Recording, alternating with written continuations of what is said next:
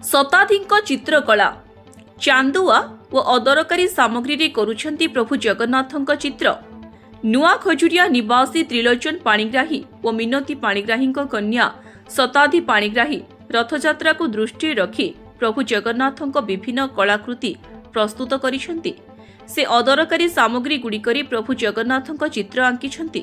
ସେହିପରି 3 ଠାକୁର ଓ ପ୍ରଭୁ ଜଗନ୍ନାଥଙ୍କ ପ୍ରତିମୂର୍ତ୍ତି ଚାନ୍ଦୁଆରେ ପ୍ରସ୍ତୁତ କରିଛନ୍ତି।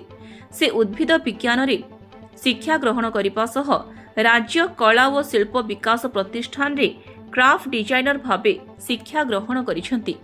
ଚାନ୍ଦୁଆ ସହ କାନଭାସ, ପଥର, କପଡ଼ା, ପତ୍ର, ବିଭିନ୍ନ ବସ୍ତୁ ଓ ଛୋଟ ଛୋଟ ଜିନିଷରେ ପଟ୍ଟଚିତ୍ର ଓ ଆଦିବାସୀ ଚିତ୍ର କଳା ମଧ୍ୟ କରିଛନ୍ତି। नमस्कार, जय जगन्नाथ। रथयात्रा उपलक्षे समस्त मोर ढेर सारा शुभकामना। मुझे शताब्दी पाणिग्राही ब्रह्मपुर जड़े बासिंदा। मु चांदुआ शिल्पी सह जड़े क्राफ्ट डिजाइनर मध्य अटे।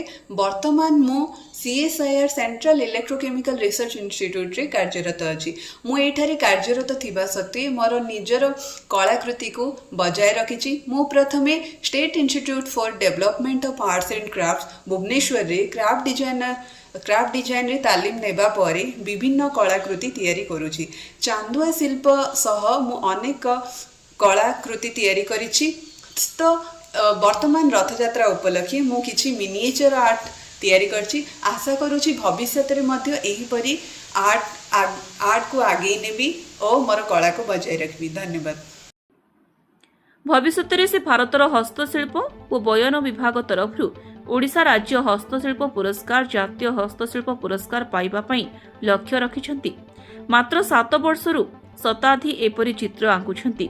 निज मातांक ठारू हस्तशिल्प एवं आदिवासी चित्रकला गुरु दीनबंधु सोरेन ठारू से एपरी चित्रकला प्रति आकृष्ट होइथिबा कहिछंती।